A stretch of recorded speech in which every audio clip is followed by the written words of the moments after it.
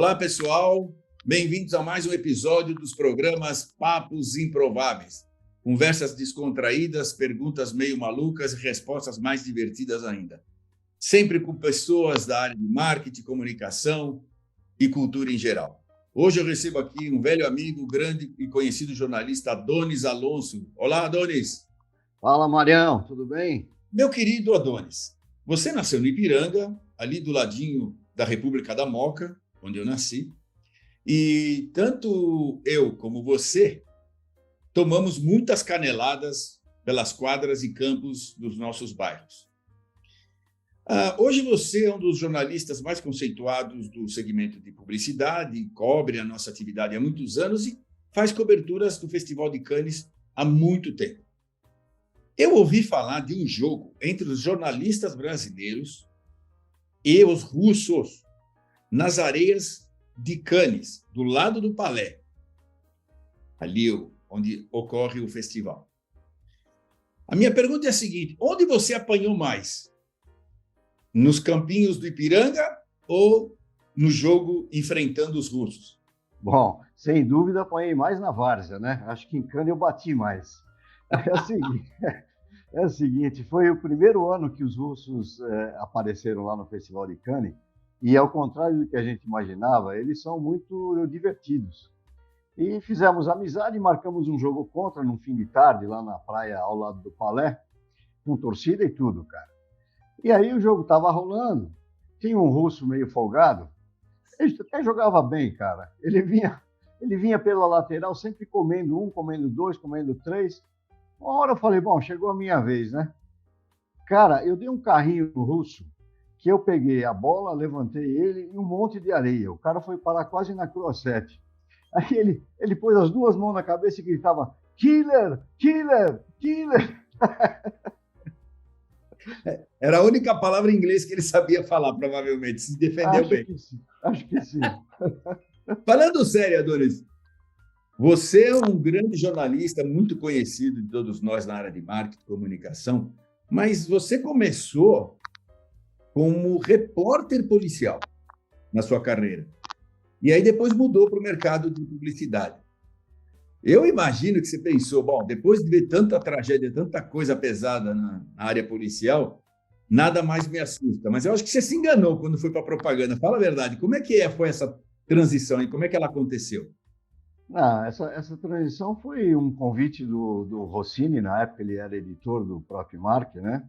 E pelas mãos dele e do Armando Ferrentini, eu fiz primeiro um freela para eles, fui entrevistar o Duda Mendonça em Salvador, na época que ele ainda fazia sucesso com o Gelol, aquele primeiro filme do futebol do Gelol, né?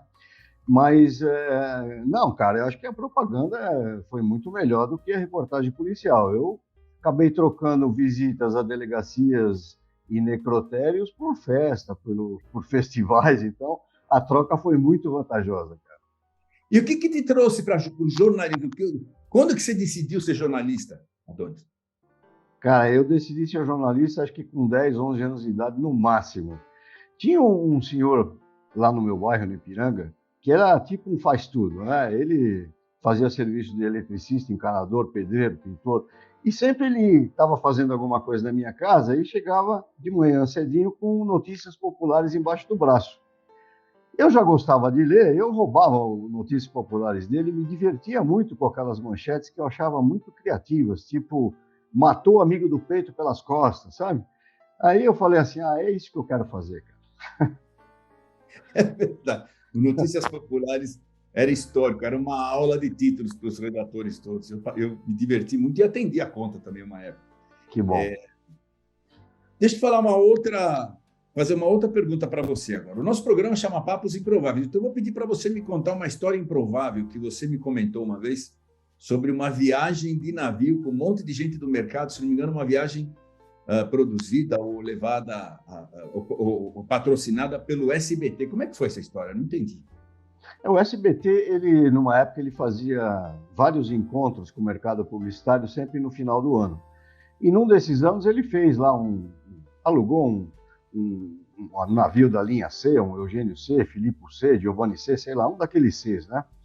e tinha lá umas 300 pessoas convidadas, e a gente foi fazer um cruzeiro aqui na costa pelo Brasil. Numa noite, cara, num pavimento que eu estava de um lado, do outro lado aconteceu um vazamento. E era um vazamento que, no fim, se revelou um vazamento normal de cano d'água, não era nenhuma tragédia. Só que é o seguinte, o Paulo Giovanni, grande Paulo Giovanni, ele acordou no meio da noite com um burburinho no corredor, desceu da cama e enfiou o pé na água até a canela, cara. Aí ele se apavorou, né? Se apavorou, começou a gritar, vamos afundar. Pegou 2 coletes salva-vida, deu um para a mulher, pegou a mulher pelo braço, saiu correndo pelo corredor para subir para o convés, porque ele achava que o navio estava afundando. Só que no meio do caminho, ele encontrou um cara bebaço, cara. O cara estava bebaço, tinha passado a noite no cassino, e o cara batia desesperadamente na porta, gritando para a mulher, Isaura, abre a porta, Isaura. E a mulher estava, né, pé da vida com o cara que tinha passado a madrugada fora, ela não abriu a porta. O cara fez o quê? Ele viu que não tinha remédio, ele sentou no chão do navio e começou a cantar. É doce morrer no mar, nas ondas verdes do mar. Assustou ainda mais o Giovanni, pô. O Giovanni, depois, no dia seguinte, dava muita risada dessa história, mas ele ficou bem apavorado, cara. Bom, eu ficaria também, pô. Até descobri que era um cano e não era o barco, pelo amor de Deus. Verdade. Ó, para quem não sabe, o Adonis é um grande amigo, um doce de pessoa, até entrar num campo de futebol. Teve uma vez que a gente jogou na agência que eu estava, acho que era Loduca, e brincamos entre Loduca e o Propaganda e Marketing. E o Adonis era jornalista do Propaganda e Marketing, eu acho que era editor-chefe, se não me engano. Bom, enfim, nós fomos jogar e o Adonis, uma hora, quis quebrar um cara que estava jogando do meu lado, que era o meu dupla, inclusive, diretor de arte, Carlos Marinho. Conta essa história, o que aconteceu no final, Adonis? O Marinho é um fanfarrão, cara. O Marinho é um fanfarrão. Na verdade, foi uma entradinha leve que eu dei, né? Ele foi parar no muro, gritando e rolando que nem o Neymar, né? Aí o Juste, nosso amigo Edson Juste, que era o juiz, deu falta e ele ficou todo feliz. Acontece que nesse lance aí, quem acabou levando a pior fui eu, né? Porque eu quebrei o braço, fiquei uns 40 dias teclando o computador com uma mão só, cara. Eu falava para o Marinho, Marinho, ainda bem que você quebrou o braço do Adonis, assim ele vai ficar um tempo sem falar mal da gente no jornal. É o único jeito. Você, Adonis, além de jornalista, você tem muitas atividades hoje. Conta para o pessoal quais são suas atividades hoje, o que você faz hoje? Bom, depois que eu deixei a propaganda, eu abri meu blog, né, que já tem 15 anos aí, e o blog é a minha vitrine, né, cara, e também mata a minha vontade de jornalismo. Mas eu faço a representação do FIAP aqui no Brasil, que é o Festival Ibero-Americano de Criatividade. Eu faço a coordenação dos filmes que participam do prêmio Melhor Comercial do Brasil, do SBT, junto com a equipe de marketing lá e com a Juste Comunicação. Faço a coordenação de conteúdo do Fórum de Marketing Empresarial do LEAD, também, que você já participou, né? Mas a propaganda brasileira, ela, a partir dos anos 90, né, ela se consolidou como uma das mais criativas do mundo. Isso dá muito conteúdo para a gente que faz esse jornalismo especializado, né? E você presenciou, né? Você acompanhou essa guinada da propaganda brasileira para esse patamar internacional. O que você acha? Como é que nós estamos hoje? O que você prevê? Porque agora, depois da pandemia, as coisas voltaram ao normal já. O que você acha? Como é que nós estamos andando na propaganda brasileira? Cara, o Brasil, eu acho que ele começou a evoluir bastante na propaganda no final dos anos 80, que eu não acompanhei, mas a partir do início dos anos 90, quando o Brasil começou a ganhar muito prêmio em Cannes e começou a ser notado pela comunidade internacional. Aí o Brasil já não era mais uma diversão para eles, era um competidor forte, né? E isso se traduziu em prêmios de agência do ano para o DM9, para o MAP. E a nova geração dessa propaganda vem acompanhando essa criatividade e aplicando nos novos meios, né? que são os caminhos agora para as marcas chegarem ao consumidor. Então, eu acho que como essa geração já nasceu jogando videogame no celular, eles entendem muito da propaganda digital e o Brasil continua ali no tópico. Sendo, para mim, o Brasil é um dos 3 países mais criativos do mundo.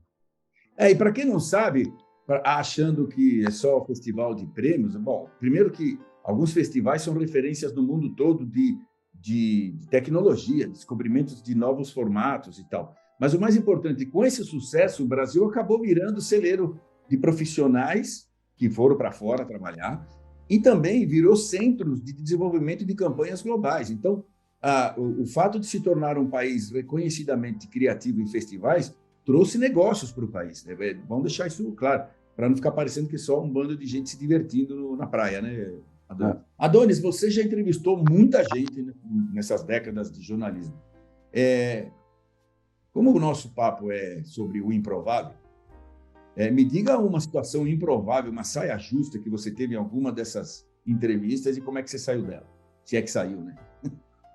A saia mais justa que eu enfrentei, na verdade, foi no meu primeiro plantão como repórter da editoria de cidades, né, do Diário da Noite.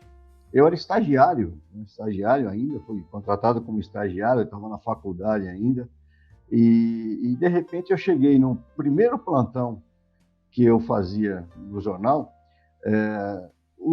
cheguei e o editor de variedades me chamou e falou assim: "Eu, garoto, você que está de plantão aí?" Eu falei: "Sou."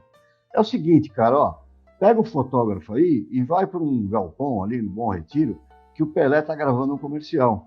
Como é fim de semana, a gente precisa produzir conteúdo, eu quero que você me traga uma página de matéria com o Pelé. Falei, cara, tô lascado, né, cara? Como é que um moleque desse vai chegar a conseguir fazer uma página com o Pelé?